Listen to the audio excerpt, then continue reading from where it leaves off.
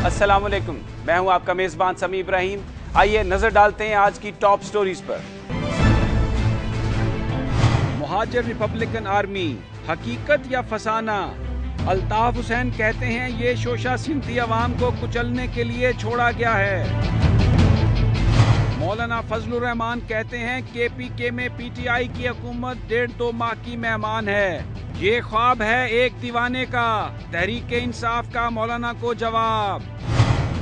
गर्दशी कर्जा अदा होने के बाद नई पैदा होने वाली बिजली कहां गई?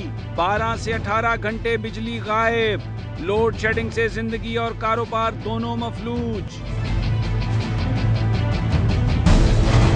कराची का मामला, पूरी कौम उसमें तशवीश में मुब्तला है और हुकूमत की जानिब से ये खबरें आ रही थी कि ऑपरेशन किया जाएगा, लेकिन आज अचानक चौधरी निसार अली खान ने कौमी असम्बली में बताया कि जो रिपोर्ट वफाकी हुकूमत की जानिब से पेश की गई है सुप्रीम कोर्ट को, उसके हवाले से वो एक ड्राफ्ट तैयार कर रहे हैं। वो माजरत करना चाह रहे हैं क्योंकि जो मुहाजिर रिपब्लिकन आर्मी का जिक्र था उस रिपोर्ट के हिस्से में उनका ये कहना था कि शायद वो गलत तो नहीं है, लेकिन उनको इसका इल्म नहीं था। उनको बताए बगैर, उनको दिखाए बगैर ये रिपोर्ट पेश कर दी गई है सुप्रीम कोर्ट में। बहुत सारे लोग ये सवाल उठा रहे हैं कि अभी तो ऑपरेशन शुरू ही नहीं हुआ, और अगर ऑपरेशन शुरू होने से पहले इस किस्म का माजरत खाना लहजा आ गया, ये इस तरह की माजरत की बातें चल निकली, तो ऑपरेशन में जो एक डिटर्मिनेशन चाहिए गवर्नमेंट से, वो डिटर्मिनेशन कहाँ से आएगी? वो रिजॉल्व, वो अज़्म कहाँ से आएगा? दूसरी जानिब MQM के रहनुमा जनाब अल्ताफ हुसैन का ये कहना है कि मुहाजिर रिपब्लिकन आर्मी एक शोशा है, बिल्कुल वैसा ही शोशा है जैसा जनापुर के नक्शों का शोशा छोड़ा गया था। इसमें कोई शक नहीं कि माजी में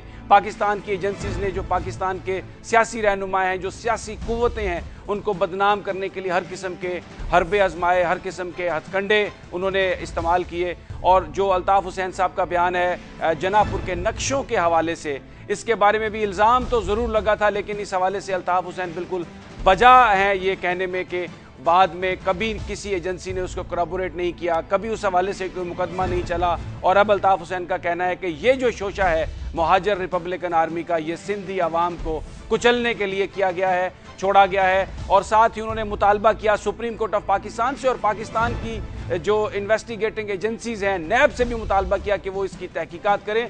और बहुत सारे लोग इस वक्त पाकिस्तान में ये समझते हैं कि यकीनन इन तमाम चीज़ों की तहकीकात होनी चाहिए, क्योंकि वज़ीर आज़म नवाज शरीफ ये कह चुके हैं कि वक्त आ गया है कि हम स्याह को स्याह और सफ़ेद को सफ़ेद कहें। और हमारे जो इंटेलिजेंस के इदारे माजी में पाकिस्तान की जो सियासी कुव्वतें हैं मुख्तलिफ इलाकों में, उनको बदनाम करने के लिए जो हरबे उन्होंने इख्तियार किए हैं, उसके हवाले से भी उनको भी बेनकाब करना चाहिए। लेकिन अब इस वक्त कराची की क्या सूरत है और नई जो सूरत कंट्रोवर्सी है, इसके तनाज़ुर में क्या होगा, हम ये बात करेंगे।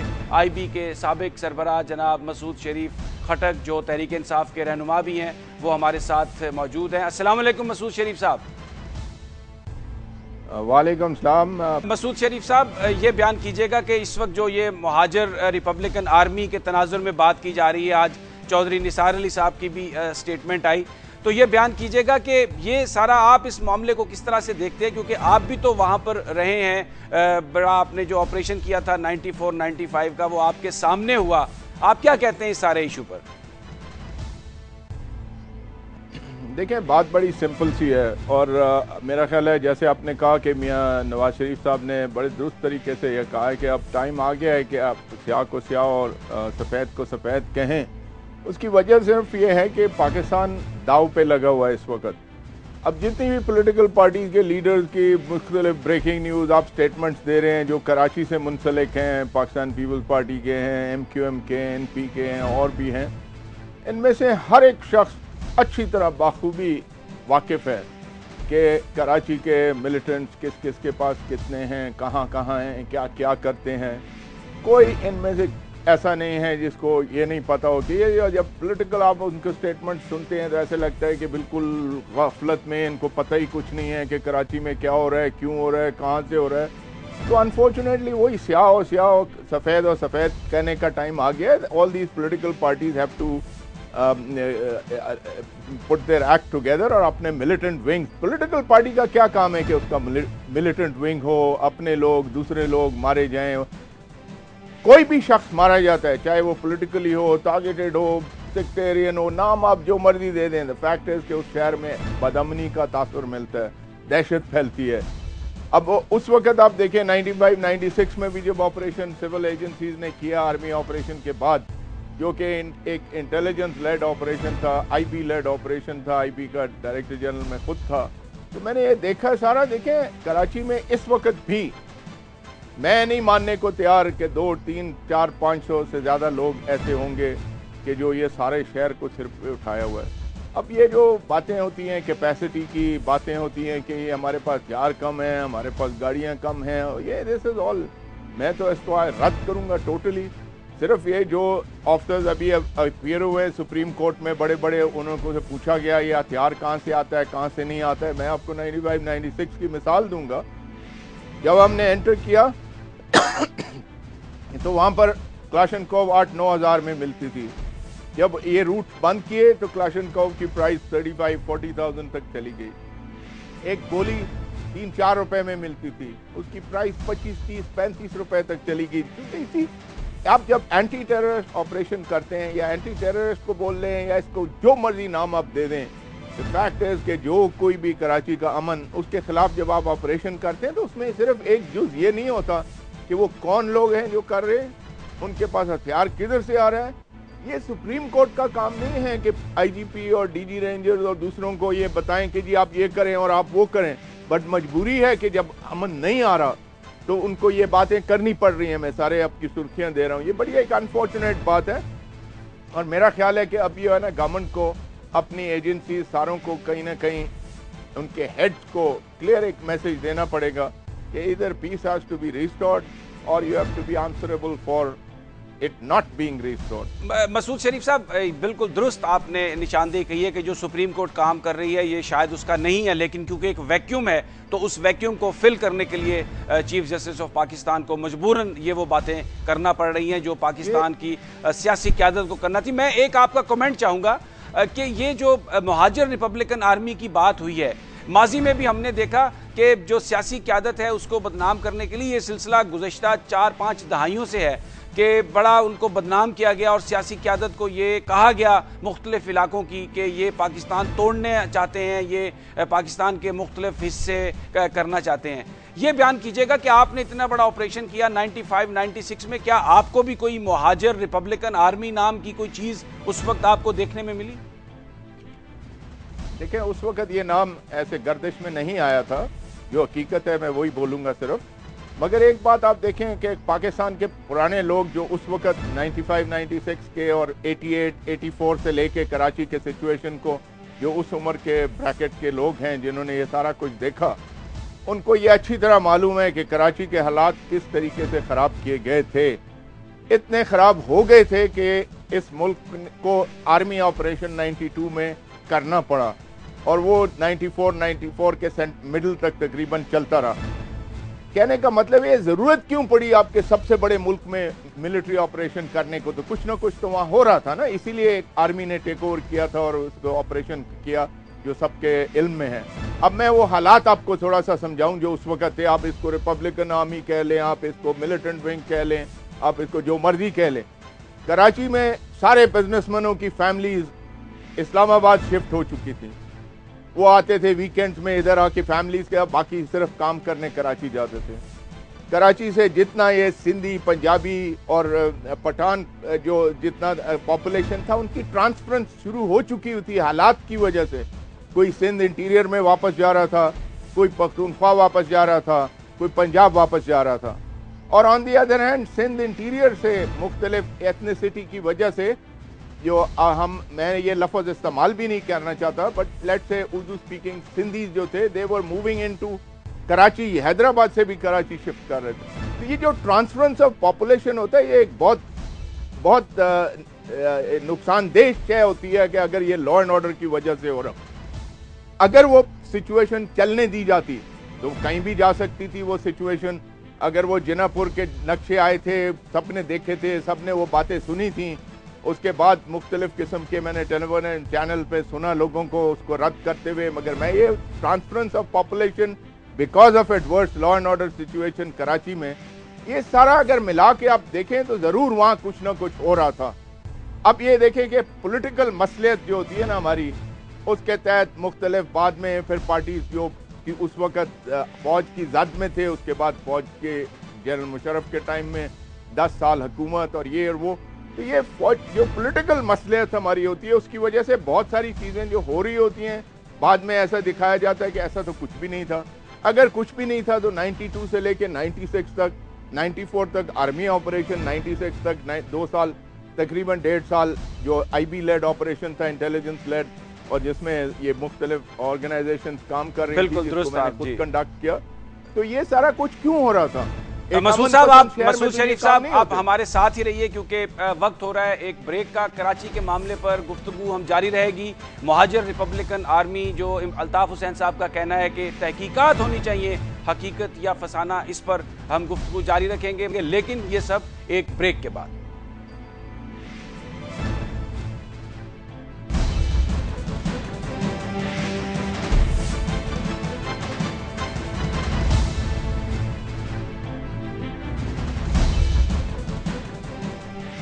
Welcome back. हम बात कर रहे हैं कराची के मसले पर। हमारे साथ मसूद शरीफ खटक हैं जो IB के साबिक सरबराह रह चुके हैं और कराची में जो 95-96 में ऑपरेशन हुआ था उन्होंने उसको लीड किया था। अब जो खबरें आई हैं उसके मुताबिक काबीना का खसूसी इजलास मंगल को तलब कर लिया गया है। 3:30 बजे ये इजलास होगा और वहाँ फैसला किया जाएगा कि कराची का जो मसला है, कराची का जो ऑपरेशन है, उसको किस तरीके से किया जाना चाहिए, कौन से एक्शन हैं जो हुकूमत उठाएगी ताकि कराची में लॉ एंड ऑर्डर सिचुएशन को बहाल किया जा सके।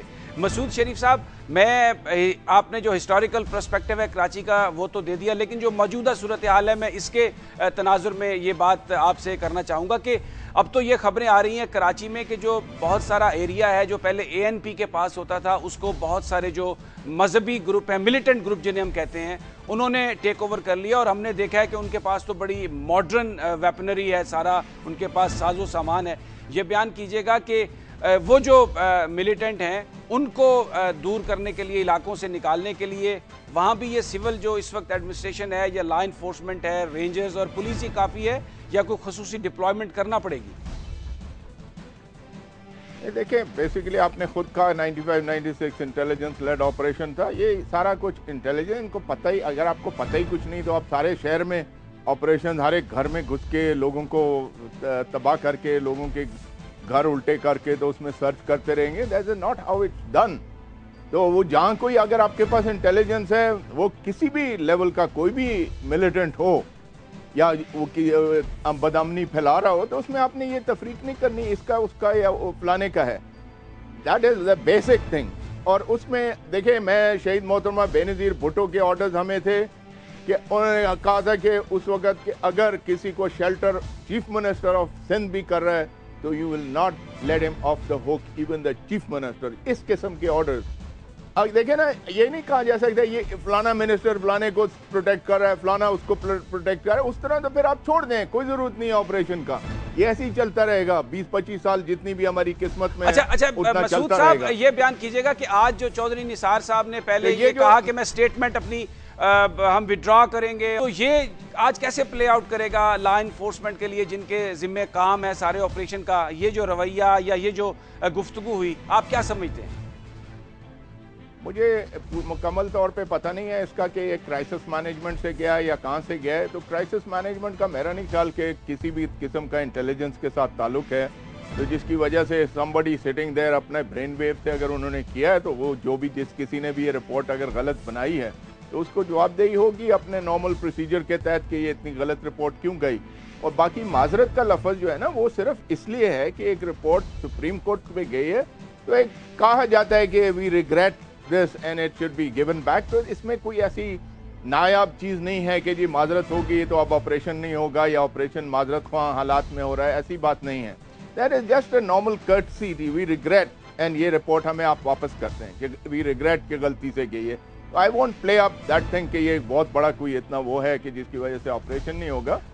बट मैं आपको फिर वहाँ लेके जाता हूँ। ये बात आपकी दुरुस्त है कि जो आपने कहा कि रिग्रेट का एक रूटीन का वर्ड होगा, लेकिन जो अल्ताफ हुसैन साहब ने बात कही है वो तो उन्होंने तो एक बड़ी एक संजीदगी से ये बात कही है कि इससे पहले जनापुर के नक्शों की बात की गई, उसका कोई एविडेंस नहीं आया। अब ये मुहाजिर रिपब्लिकन आर्मी का वर्ड, उनका ये ख्याल है कि ये मखसूस एक कुछ इस्तेमाल किया गया है और इसका मकसद एक मखसूस जमात को, आवाम को कुचलना है, उनके बारे में मजीद غلط فہمیوں کو بڑھانا ہے، تو ان حالات میں جب آپ آپریشن کرنے جا رہے ہیں اور وہاں پر اگر اس قسم کی غلط فہمیاں پیدا کی جائیں کسی بڑی ایتھنک گروپ کے حوالے سے تو وہ تو ڈیوسٹیٹنگ نہیں ہوں گی؟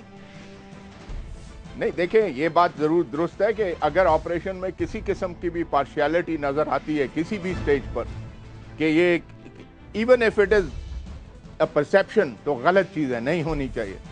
اور اگر ایسی چیز نہیں ہوئی ہے تو وہ ریگریٹ اگر ان سے بھی کر رہے ہیں تو جن لوگوں کو جس کو لگا ہے کہ یہ شاید ہماری پولیٹیکل پارٹی کو ٹارگٹ کیا گیا تو ان سے بھی ریگریٹ کر لینا میرا خیال ہے کوئی اس میں کا بات نہیں ہے، اور گورنمنٹ کو کر لینا چاہیے. بٹ یہ آپریشن ہے that should be totally impartial. اب یہ کہ پولیٹیکل پارٹیز کو یہ دیکھنا ہے کہ یا اپنے ملیٹنٹس کو ختم کریں، پھر اس کے بعد جب ملیٹنٹس پکڑے جاتے ہیں پھر یدی ہمارے ورکر کو پکڑ لیا تو ہمارے اس کو پکڑ لیا، ہمارے اس کو پکڑ لیا. نو، دین آلسو ان میں پھر سب میں یہ چیز ہونی چاہیے اتنی کہ وہ کہیں کہ ہاں یہ غلط آدمی ہماری پارٹی میں گھس گیا تھا اور اس کو اگر پکڑ کے لے گئے اور اس میں اگر غلط کام کیا تو ٹھیک ہے. تو اس وقت پھر وہ ورکر اور یہ وہ نام دیے جاتے ہیں. دا پوائنٹ ہے ابھی سے یہ پولیٹیکل پارٹیز اپنے اندر کلینزنگ کریں خود تو حکومت کو نہیں کرنا پڑے گا. بٹ اگر سب نے دیکھیں، میں نے شروع میں یہ کہا تھا کہ جتنے پولیٹیکل پارٹیز ہیں وہاں ایم کیو ایم ہے، این پی ہے، پیپلز پارٹی ہے، دوسرے تیسرے، اب ان سب میں اگر میں یہ کہوں کہ وہ اپنے ہمارے تجربے میں سے اس وقت جو بڑی پارٹیاں، پی ٹی آئی تو ابھی آئی ہے، پی ٹی آئی کا میں اندر سے دیکھا ہوا ہے، پی ٹی آئی کا کوئی ملیٹنٹ ونگ نہیں ہے. اسی طرح اس زمانے کی پارٹیوں میں اگر ایک پارٹی کوئی زیادہ نمایاں طور پر آئی کہ اس کے بعد کوئی پولیٹیکل ملیٹنٹ ونگ نہیں تھا تو وہ پی ایم ایل این تھی. اور اس کے بعد اے این پی میں بیچ میں اکا دکا کہیں ادھر ادھر لوگ گھسے ہوں گے ضرور. تو کہنے کا مطلب ہے کہ ان کو پتہ ہے سب کو اپنی اپنی پارٹیوں میں کون کہاں ہے. اب یہ لیاری کا جتنا کچھ ہو رہا ہے اس کو اتنا مسعود صاحب، یہ جو آپ بڑا ایک امپورٹنٹ پوائنٹ آپ نے یہ ہائی لائٹ کیا، تو ان حالات میں جب یہ ان تمام سیاسی جماعتوں کے اپنے ونگز اور لوگ شامل ہیں تو اوور سائٹ کمیٹی جس میں انہی سیاسی جماعتوں کے لوگ شامل ہوں گے تو کس طرح سے وہ جو ایڈمنسٹریٹو ایکشن ہے یا جو لا انفورسمنٹ ہے وہ اگر انہی لوگوں کو جواب دہ ہوگی تو ان کی صفائی کیسے کرے گی؟ دیکھیں، یہ اسی لیے میں نے کہا کہ 92 94 آرمی آپریشن بھی ناکام رہا. انہوں نے کوئی خاص اچیومنٹ کوئی نہیں ہوئی، کوئی انڈر گراؤنڈ ہو گیا، کوئی بھاگ گیا، کوئی ادھر ادھر. 95 96 میں آپریشن کسی کے خلاف نہیں تھا، صرف اس کے تھا کہ کراچی میں امن قائم کرنا ہے. اس کا نہ آپریشن کا نام ہے، نہ اس آپریشن کے کوئی اس قسم کے فین فیئر ہے کہ آپریشن ہو رہا ہے، نہ کراچی آئیٹس کو پتا چلا کہ یہ شہر میں کوئی آپریشن ہو رہا ہے. You understand my point? یہ ایڈمنسٹریٹو وہ یہ پولیٹیکل اس قسم کی چیز نہیں ہے. یہ آپ کے آئی جی پی، میں آپ ایک منٹ پورا کر لیں، مجھے ایک فکرہ بولنے دیں تاکہ سننے والوں کو بات سمجھ میں آ جائے. یہ ساری ذمہ واری دیکھیں، ان کا اپنا چینل آف کمانڈ ہے. ڈی جی رینجر سے اوپر ایک چینل آف کمانڈ ہے، آئی جی پی سندھ کے اوپر ایک کمانڈ ہے. پھر جو وہاں انٹیلیجنس ایجنسیز ہیں وہاں اس لیے نہیں بیٹھی ہوئی کہ وہ صرف بیٹھی ہوئی ہیں اور ان کو وفاق سے یا کہیں سے حکم ملے گا تو پھر اس دن آنکھ کھولیں گی اور پھر سوچنا شروع کریں گی کہ آج یہاں کیا ہو رہا ہے. سب کو سب کچھ پتہ ہے، سب کو سب کچھ پتہ ہے. صاف لفظوں میں کہوں گا، پاکستان کا فیوچر ایٹ رسک ہے، پاکستان کا فیوچر ایٹ سٹیک ہے. اگر یہ سب مل کے یہ کر لیں تو یہ کچھ بھی نہیں ہے. ہفتے 2 ہفتے 3 ہفتے کی بات ہوتی ہے کہ پولیٹیکل بھی، ایڈمنسٹریٹو بھی، مسعود صاحب آپ بالکل کہ ہم نے امن لانا. آپ نے تو یہ کہا کہ اس آپریشن کا کوئی نام نہیں تھا اور آپ نے بڑا روتھلیس آپریشن کیا، لیکن جو حقائق ہیں وہ یہ ہیں کہ جب بے نظیر بھٹو کی حکومت جب بے نظیر بھٹو کی حکومت کو ڈسمس کیا گیا تو اس میں سب سے بڑا ایک چارج یہ تھا کہ وہاں پر ماورائے عدالت قتل ہوئے اور سپریم کورٹ آف پاکستان نے اس کو ویلیڈیٹ کیا. تو یقیناً یہ جو آپریشنز ہیں ان کے حوالے سے جو قانونی چیزیں ہیں وہ بھی تو نہایت اہمیت کی حامل اور سیاستدانوں کو دیکھنا پڑیں گی. میں اب بات کر لینے دے اس کے اوپر. اس زمانے میں جو کچھ بھی ویلیڈیٹ ہوا نہیں ہوا، میں صاف لفظوں میں کہہ رہا ہوں کہ اس زمانے میں ویلیڈیٹ یہ جوڈیشری نہیں تھی جو آج ہے. اس جوڈیشری کے سامنے میں نے 6 فروری اس سال بھی 1988-89 کے بارے میں جواب دیے ہیں اور مجھے چیف جسٹس نے کہا کہ we appreciate your boldness and straightforwardness, اور انہوں نے ایکسیپٹ کیا میری پلی کو. آج اس زمانے کا جو جوڈیشری تھی ان کو تو جو کچھ بھی ایک پوری حکومت آپ نے جنہوں نے الٹی کی ہے ان کے کہنے پہ ویلیڈیٹ بھی ہوتا تھا سب کچھ.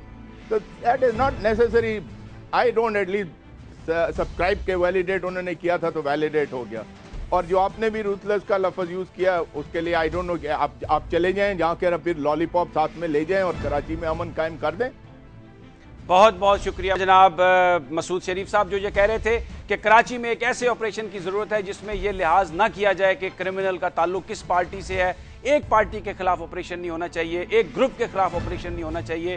آپریشن ایسا ہو کہ جس میں تمام کرمنلز کے خلاف کارروائی کی جائے بغیر کسی امتیازی سلوک کے، تو تبھی کامیابی ہو سکتی ہے، تبھی کراچی میں سکون کو اور امن کو واپس لایا جا سکتا ہے. ناظرین، یہاں پر وقت ہوا ایک بریک کا، اور بریک کے بعد ہم بات کریں گے JUI کے جناب حمداللہ صاحب اور تحریک انصاف کے فیاض الحسن چوہان، اور ان سے ہم بات کریں گے کہ جو کنٹروورسی ہے، کیونکہ مولانا فضل الرحمان نے یہ کہا ہے کہ KPK میں جو تحریک انصاف کی حکومت ہے یہ صرف 2-2.5 مہینے کی مہمان ہے، جبکہ تحریک انصاف کے رہنما یہ کہہ رہے ہیں کہ یہ ایک دیوانے کا خواب ہے جو کبھی پورا نہیں ہو سکتا. لیکن یہ سب ایک بریک کے بعد.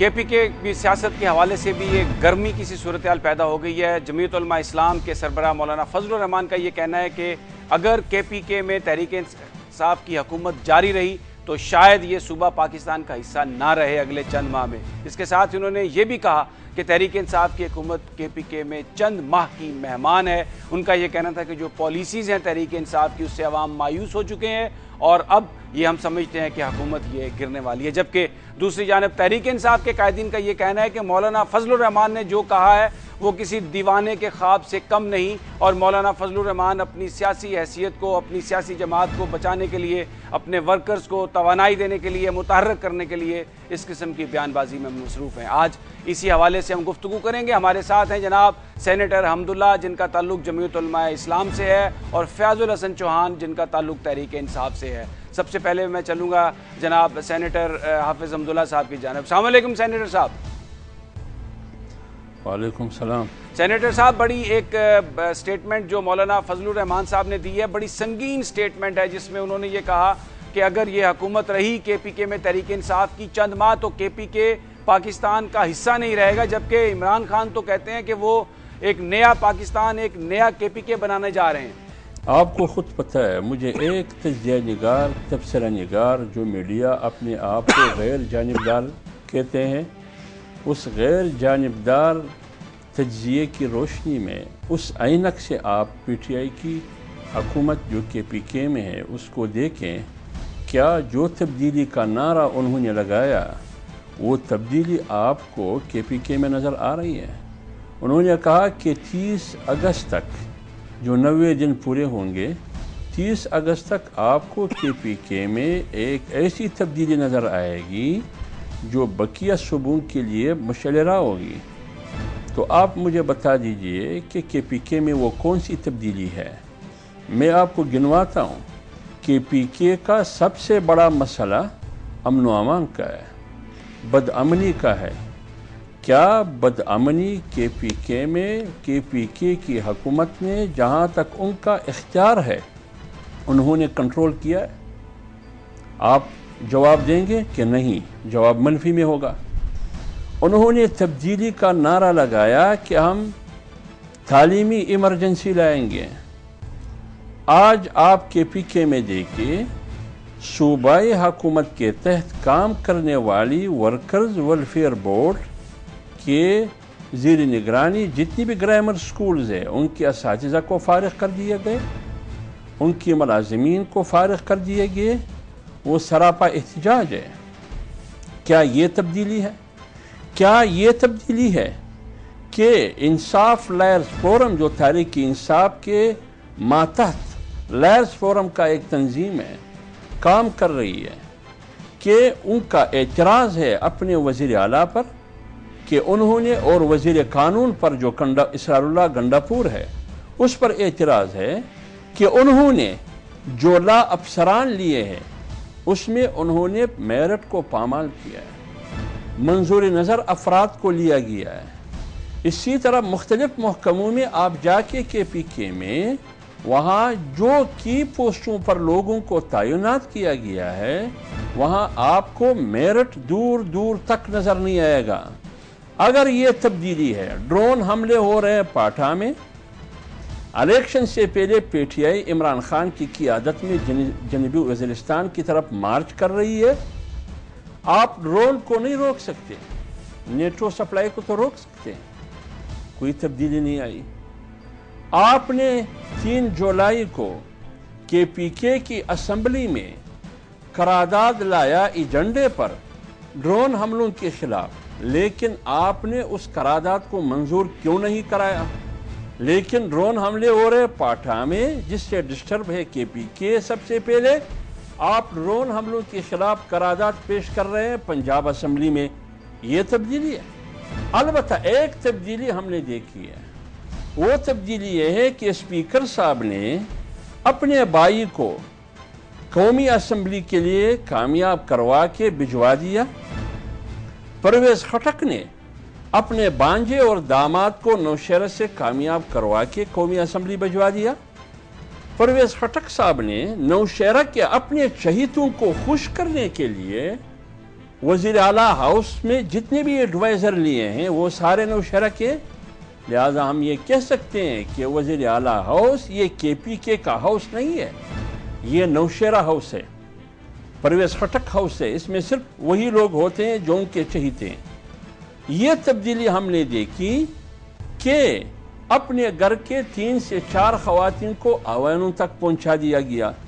اس کے علاوہ آپ مجھے بتا دیجئے تعلیم کے میدان میں, صحت کے میدان میں, امن و امان کے حوالے سے آپ اپنے غیر جانبدار تجزیے سے آپ مجھے بتا دیجئے. جی بالکل مولانا, آپ ہمارے یہ جو آپ نے سوال اٹھائے آپ ہمارے ساتھ ہی رہیے. فیاض الحسن چوہان صاحب, مولانا نے جو سوال اٹھائے ہیں تعلیم کے حوالے سے, پھر خاص طور پر جو اپنے قریبی عزیزوں کو ٹکٹس دیے ہیں تحریک انصاف کے رہنماؤں نے, پھر ایک وعدہ کیا تھا تحریک انصاف نے کہ خواتین کو بھی کابینہ میں دی جائے گی نمائندگی, لیکن اس وقت بھی جو کے پی کے کی کابینہ ہے اس میں کسی خاتون وزیر کو شامل نہیں کیا گیا. کچھ اس پہ رسپونڈ کریں گے آپ چوہان صاحب؟ بسم اللہ الرحمن الرحیم. سمیع صاحب, بات یہ ہے کہ مولانا فضل الرحمان صاحب کا مسئلہ یہ ہے کہ 1985 سے لے کے آج تک وہ ہمیشہ ہر دور حکومت کے ساتھ ایک سیاسی نکاح کی صورت میں وہ جڑے ہوئے ہوتے ہیں. یہ پہلی دفعہ ہوا ہے کہ کے پی کے کی عوام نے عمران خان صاحب اور پی ٹی آئی کے اوپر اعتماد کرتے ہوئے مولانا فضل الرحمان صاحب کی سیاست کو نہ صرف جنرل الیکشن کے اندر بلکہ ضمنی الیکشن کے اندر بھی بری طرح مسترد کر دیا. صورتحال یہ ہے کہ اللہ پاک کے فضل و کرم سے وہ ضمنی الیکشن کہ جس کے حوالے سے مولانا فضل الرحمان صاحب کہا کرتے تھے ہم عمران خان کے ایجنڈے کو دفن کر دیں گے, ہوا یہ کہ کے پی کے کی عوام نے ان کا 2 قومی نظریے کے خلاف جو ایجنڈا تھا, ان کا اقربا پروری کا جو ایجنڈا تھا, ان کی کرپشن اور بددیانتی کا جو ایجنڈا تھا, وہ لکی مروت کے اندر بھی دفن کر دیا, ٹانگ کے اندر بھی دفن ہو رہا تھا, انہوں نے ملی بھگت کر کے وہ الیکشن ڈیلے کر دیا. اور پورے کے پی کے اندر آپ دیکھیں گے کہ تحریک انصاف نے صرف NA1 کے اندر ایک شکست کھائی, باقی تمام سیٹیں وہ جیت رہے ہیں. 2 الیکشن جو رکے ہوئے ہیں, آپ کا نوشہرہ کا اور آپ کا لکی مروت کا, 9-9 ہزار کی لیڈ ہے اور صرف 9 پولنگ سٹیشن دونوں جگہوں پہ ہیں جن کی چوہان صاحب یہ تو سارے الیکشن ہم جیتیں گے. چوہان صاحب یہ تو ایک میرا سوال آپ سن لیں, اگر آپ سوال سے سینٹر صاحب کی بڑی دیر سے بات سنی, میری پوری سن لینا, پھر آپ کو زیادہ اچھے طریقے سے آپ سمجھ جائیں گے. اصل میں مسئلہ یہ ہے مولانا فضل الرحمان صاحب ایڈکٹ ہیں اقتدار کے, ان کی ذات بھی, ان کا خاندان بھی, ان کی پارٹی بھی اقتدار کی ایڈکٹ ہے.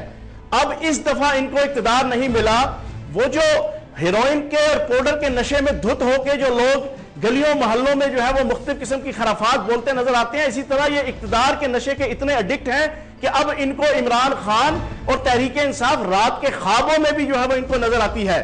اب تازہ یہ کل اپنے گرو کو مل کے آئے ہیں, وہ گرو کے جن کی منتیں ترلے کر کے انہوں نے وفاق کے اندر وزارت حاصل کی ہے, ان سے ملنے کے بعد انہوں نے ایک صحیح چیلے ہونے کا کردار ادا کیا اور ساتھ ہی کے پی کے کی حکومت اور عمران خان کے خلاف انہوں نے یہ آواز بلند کی, ہم ان سے نہ لڑنا چاہتے ہیں نہ جھگڑنا چاہتے ہیں, ہمیں عوام نے مینڈیٹ دیا ہے اور ان کو پتا ہے کہ اگر پی ٹی آئی اور عمران خان کو 2 سال تسلی سے کام کرنے کا موقع مل گیا تو وہ اس طریقے سے کے پی کے اندر ڈیلیور کریں گے کہ پھر ان کی سیاست ہمیشہ کے لیے دفن ہو جائے گی.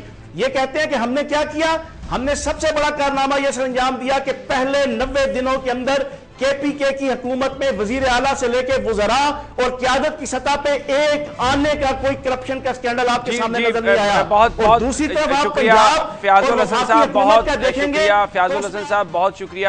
مولانا آپ کوئی رسپونڈ کرنا چاہیں گے؟ فیاض الحسن صاحب کو وقت کم ہے، صرف 20 سیکنڈ میں اگر کوئی آپ رسپونڈ کرنا چاہیں تو.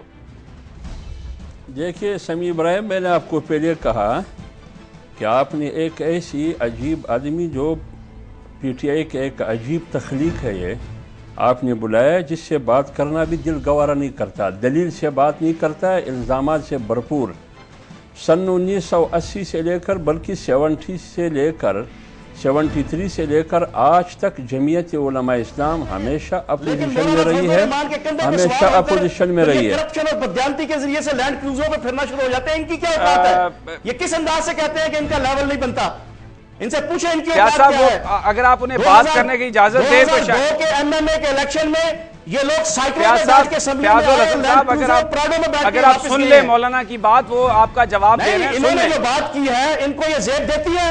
میں پارٹی کے مرسی ڈپٹی سیکرٹری اطلاعات ہوں، مجھے میری پارٹی نے بھیجا ہے. ان کی کیا اوقات ہے کہ یہ بات کریں؟ بہت بہت شکریہ فیاض الحسن صاحب، اور بہت شکریہ جناب مولانا سینیٹر حمداللہ صاحب. یہ ناظرین آپ کو اندازہ ہو گیا ہوگا کہ کتنی گرم سیاست ہے تحریک انصاف اور وہاں پر جمعیت علماء اسلام کے درمیان کے دونوں جماعتوں کے جو اکابرین ہیں ان کے درمیان گفتگو بھی انتہائی شدت اختیار کر لیتی ہے. ہم یہاں پر بریک لیں گے اور بریک کے بعد ہم جو لوڈ شیڈنگ کا معاملہ ہے اس پر ہم بات کریں گے. ڈاکٹر مصدق ملک جو ایڈوائزر ہیں وفاقی حکومت کے، اور ان کے ساتھ ساتھ ہم جو لیومر ایسوسی ایشن کے جو چیئرمین ہیں جناب نوید صاحب، ان سے گفتگو کریں گے کہ کیا وجہ ہے کہ جو گردشی قرضہ ادا ہونے کے بعد بھی جو بجلی بن رہی ہے وہ پتہ نہیں چل رہا کہ کہاں چلی گئی ہے، اور اب اس وقت 14 سے 18 گھنٹے کی لوڈ شیڈنگ ہو رہی ہے. لیکن یہ سب ایک بریک کے بعد.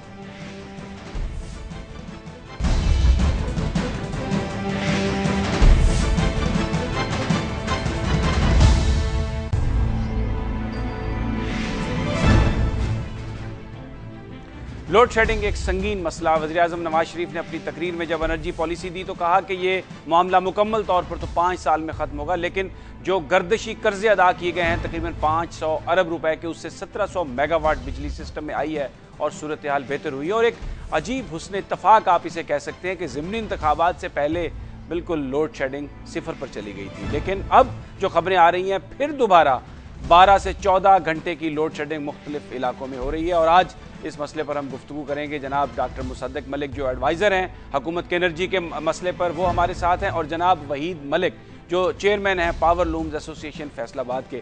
سب سے پہلے چلتے ہیں وحید ملک کی جانب اور ان سے پوچھتے ہیں کہ صورتحال کیا ہے. ملک صاحب یہ بیان کیجیے گا کہ جو لوڈ شیڈنگ ہے اس کا دورانیہ کیا ہے اور کیا مشکلات اس سے پیدا ہو رہی ہیں؟ سمیع صاحب، اس وقت لوڈ شیڈنگ کی صورتحال جو ہے وہ انتہائی بدتر ہو چکی ہے اور بحران جو ہے وہ شدید سے شدید تر ہو چکا ہے. 10 سے 12 گھنٹے کی لوڈ شیڈنگ کا شیڈیول ہمیں جاری ہے. 3 گھنٹے صبح، 3 گھنٹے دوپہر کو اور 4 گھنٹے شام کو لوڈ شیڈنگ ہوتی ہے. اور اتنی بدترین لوڈ شیڈنگ میں آپ دیکھیں گے پروڈکشن کیا ہوگی اور اس پروڈکشن کی کوالٹی کیا ہوگی. اس سے ہماری صنعت جو ہے وہ بالکل پاور لوم انڈسٹری اور پرٹیکولرلی ٹیکسٹائل انڈسٹری جو ہے وہ انتہائی جو سنگین حالات میں چلی گئی ہے اور لوگ جو ہیں وہ مایوسی کا شکار ہو چکے ہیں. اور فیصل آباد میں سمجھتا ہوں کہ جو ہر روز بند ہونے والے یونٹس ہیں ان کی تعداد میں اضافہ ہو رہا ہے. اچھا یہ بتائیے ملک صاحب کہ جو پہلے لمبی چین ہوتی ہے، پہلے کیا صورتحال تھی ملک صاحب؟ پہلے کیا صورتحال تھی ماضی کی حکومت میں؟ جی ہمیں اس وقت 4 گھنٹے 2+2 کی تھی، 2 گھنٹے صبح اور 2 گھنٹے شام. لیکن جب وزیر اعظم نواز شریف فیصل آباد آئے تو اس وقت ہمیں انہوں نے بتایا کہ 10 گھنٹے سے 12 گھنٹے کی لوڈ شیڈنگ ہے اور وہ بڑے حیران ہوئے تھے. مصدق ملک صاحب بیٹھے، آپ ان کو بھی انہوں نے بڑی حیرانی سے پوچھا تھا، خواجہ آصف صاحب کو بھی، کہ فیصل آباد کی انڈسٹری کے لیے لوڈ شیڈنگ کو کم سے کم کیا جائے. لیکن افسوس کی بات ہے کہ ابھی تک اس پہ کوئی عمل درآمد نہیں ہوا. اور ہمارے ساتھ ہی رہیے ملک صاحب، ہمارے ساتھ رہیے. حکومت کے ٹیکسز کم ہو رہے ہیں لوڈ شیڈنگ کی وجہ سے. ملک صاحب ہمارے ساتھ ہی رہیے. ڈاکٹر مصدق صاحب آپ نے سنا وحید ملک صاحب کو، یہ بیان کیجئے گا کہ کیا وجہ ہے لوڈ شیڈنگ بہت زیادہ ہو گئی ہے 10-12 گھنٹے، جبکہ 1700 میگا واٹ جو ہے وہ سسٹم میں شامل بھی ہوئی؟ ایسا نہیں ہوا جی، یہ تو آپ خود صحافی ہیں، آپ کو یہ معلوم ہے کہ یہاں پہ ملک میں 12 سے 14 گھنٹے جو علاقے ہیں اربن ایریاز ہیں وہاں پہ لوڈ شیڈنگ ہو رہی تھی، اور جو دیہی علاقے ہیں وہاں پہ 14 سے 18 گھنٹے लोड शेडिंग हो रही थी, और आपके तो बहुत से जो सहाफ़ी हैं वो तमाम मुल्क में फैले हुए हैं। आपको ये मालूम होगा कि लोड शेडिंग के अंदर काफ़ी हद तक कमी आई है। ये तो बात बड़ी वाज़ेह है कि हमारे यहाँ सप्लाई और डिमांड के अंदर एक गैप है जो बहरान की शक्ल इख्तियार कर चुका है। अब पिछले साल जुलाई के महीने के अंदर हम 12,800 मेगावाट बिजली प्रोड्यूस कर रहे थे। इस साल जुलाई के महीने के अंदर हमने 14,700 मेगावाट बिजली पैदा की है। तो ये इजाफी 1,900 मेगावाट जो सिर्फ जुलाई के महीने के अंदर या 1,800 मेगावाट जो पैदा हुआ है, उसे बहरहाल 2-3-4 घंटे का रिलीफ जो है वो हर एक को मिला है। और ये रिलीफ जो है अब आपको इसकी बाज़गश्त जो है वो गलियों में भी सुनाई देनी शुरू कर दी है। लेकिन ये बात बड़ी वाज़ेह है कि अवाम के साथ जो रियासत का रिश्ता है वो ये नहीं है कि 8-9 घंटे लोड शेडिंग हो या 12 घंटे से घट के अर्बन एरियाज़ के अंदर लोड शेडिंग जो है वो 9-10 घंटे तक आ जाए। रियासत से अवाम का रिश्ता तो ये है कि जब वो बटन दबाएं तो बिजली चले, और ये काम करने में रियासत अभी तक कामयाब नहीं हो सकी। और इसके लिए हमारे बहुत पुराने 10-12 साल की हमारी पॉलिसीज़ हैं जिनकी वजह से हम इस बहरान में का शिकार हुए हैं। और जैसे कि वज़ीर आज़म साहब ने कहा, अब इसको हल करने में हमें 3-4 साल लगेंगे। ये नहीं मलिक साहब, बिल्कुल आपने दुरुस्त फरमाया। जी, फैसलाबाद की तरफ आ रहा हूँ। फैसलाबाद की सूरत हाल ऐसी है जी कि फैसलाबाद के अंदर जहाँ तक तो बड़े बड़े जो ग्रिड स्टेशन लगे हुए हैं जो डेडिकेटेड हैं इंडस्ट्रीज को, वहाँ पे तो कुछ बहरान की सूरत हाल कम हो गई है और बेहतर हो गई है। जिन ये पावर लूम्स की जो सिचुएशन है वो ये है कि पहले 4 से 5 घंटे से ज़्यादा जब पूरे मुल्क के अंदर 12 से 14 घंटे लोड शेडिंग हो रही थी, तब भी से 4 से 6 घंटे से ज़्यादा लोड शेडिंग पावर लूम्स के इलाके में नहीं होती थी। उसकी वजह यही है, जैसे मलिक साहब बता रहे थे, कि वो हमारे मुल्क की बैकबोन है, ज़रिया मुआश फराहम करते हैं बेशुमार लोगों को। इस वजह से एक ख़ास फोकस के साथ ये कोशिश की जा रही थी कि जब सारा मुल्क तारीकी में डूबा हुआ था तब भी इन्हें 4 से 5 घंटे से ज्यादा या 6 घंटे से ज्यादा लोड शेडिंग का सामना न करना। अच्छा मुसद्दिक साहब हमारे साथ ही रहिए। एक हुक्म जारी, एक सेकंड ठहरिए, एक हुक्म जारी हो गया सुप्रीम कोर्ट की तरफ से। इनसे ये भी उस हुक्म की वजह से मेगावाट इस वक्त हाइडल जनरेशन है और 508 अरब रुपया इन्होंने सर्किट डेट की मद में दे दिया। तो हमारी इंडस्ट्री को क्या रिलीफ मिला है जब वज़ीर आज़म पाकिस्तान ने इस वक्त इनकी मौजूदगी में ऑर्डर दिया था कि वो इंडस्ट्री को रिलीफ दे, क्योंकि हमारे मुल्क की मईशत का सवाल है, लाखों मजदूरों का सवाल है, हमारा इससे हमारी एक्सपोर्ट का सवाल है, अरबों डॉलर की हमारी एक्सपोर्ट है। तो इसमें हमें रिलीफ क्या मिला है? आज 10 घंटे की लोड शेडिंग है और इसके अलावा एनपीसीसी जो है वो जब भी दिल चाहे वो पीछे से शट ऑफ हो जाती है और ट्रिपिंग इतनी ज़्यादा है। जब आपके पास इतनी ज़्यादा ट्रिपिंग होगी तो उस 14 घंटे में भी हमें दोबारा अपनी मशीनरी को स्टार्ट करने में, उसको बंद करके दोबारा, तो ये हमारा दरानिया अगर टेक्निकली देखा जाए 13-14 घंटे तक पहुंच जाता है। तो ये सारी चीजें इस मिलजुल के हमें जी वही साहब मुसद्दिक साहब की बात सुन ले। जी मुसद्दिक साहब, एक तो ऐसा है कि ऐसी सूरत हाल है नहीं, 14 से 15 घंटे इनको लोड शेडिंग नहीं मिल रही है, ऐसा नहीं है, और ये भी जानते हैं कि ऐसा नहीं है। दूसरी बात ये है कि सुप्रीम कोर्ट ने हमें हुक्म जारी किया है कि जैसे हम पहले हर एक को बराबर की, यानी उन्होंने पहले तो कहा बराबर की, मगर बाद में उन्होंने कहा कि एक्विटेबल लोड शेडिंग करें। अब मुसीबत यह है कि पहले एक्विटेबल लोड शेडिंग हो नहीं रही थी पावर लूम्स के इलाकों में। पहले मुल्क के अंदर 12-14 घंटे हो रही थी और इनको 4 से 6 घंटे लोड शेडिंग हो रही थी। अब हमारी मुसीबत ये कि हम माफी चाहूंगा क्योंकि वक्त कम है, मुझे आपसे इजाजत लेनी होगी। वहीद खालिक साहब भी, बहरहाल ये बहस जारी है, लोड शेडिंग के हवाले से एक मसला है और हुकूमत अगर इसको हल करेगी तो यकीनन उससे पाकिस्तान की मईशत पर अच्छे असर होंगे, लेकिन अभी सूरत हाल बड़ी ख़राब है जैसे वहीद खालिक साहब बता रहे थे। नाज़रीन, ये है आज का प्रोग्राम। अब अगले हफ्ते मंडे को आपसे मुलाकात होगी नई टॉप स्टोरी में, नई खबरों और नए एनालिसिस के साथ। तब तक अपना और अपने साथियों का ख्याल रखिएगा। अल्लाह हाफिज़।